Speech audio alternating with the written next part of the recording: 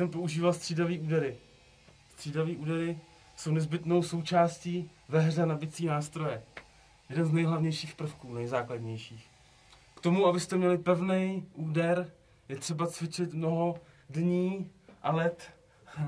Jednoduché cvičení, který vychází napřed z jednoduchých úderů v jedné ruce a pak navazuje střídavý údery od ruky druhé, od levé. Začnu od pravý, pak od levý 16, pak pokračuju levou a zase od pravý.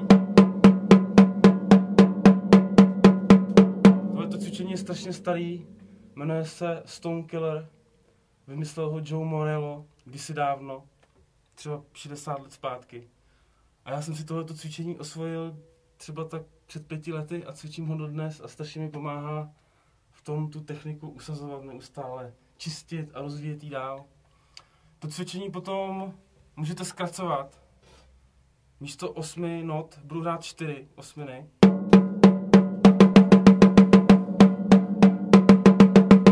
A 8 šestnáctin.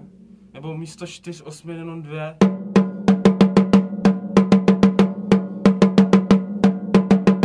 Nebo 1 a 2. Častokrát to hraju i nohama. Šlapka.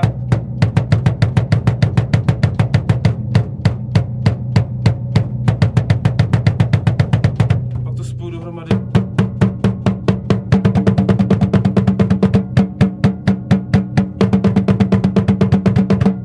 Taky používám jako na přechody mezi jednotlivými nástrojema.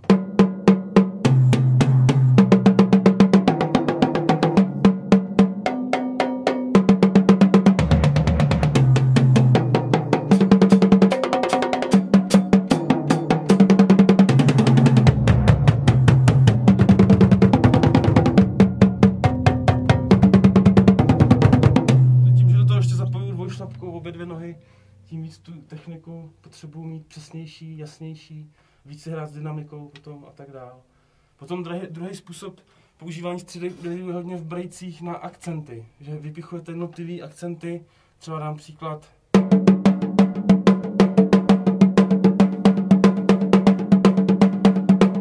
Když jsou to střídavý údery, já budu hrát na tomy.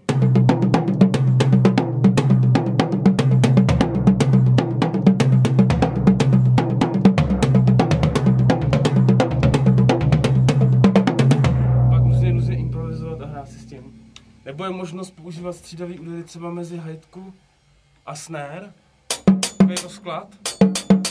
Často používám třeba v junglových brejcích. By to trošku znělo tak za půl strunu.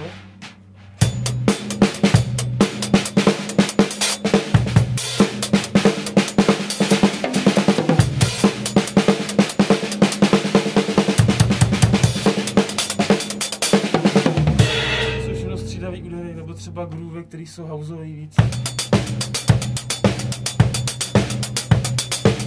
Zase používání 16 střídavých a různá akcentace.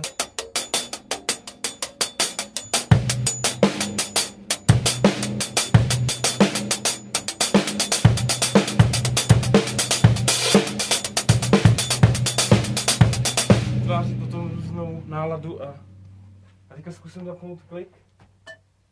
Tak na ukázku na závěr něco s klikem, střídavý údery. Byla by to dubstepová variace.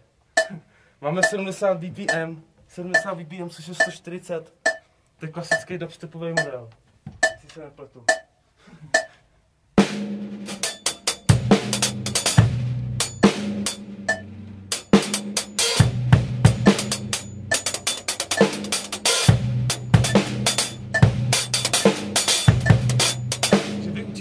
Střídavých úderů, takových jemných subdivizních rytmů.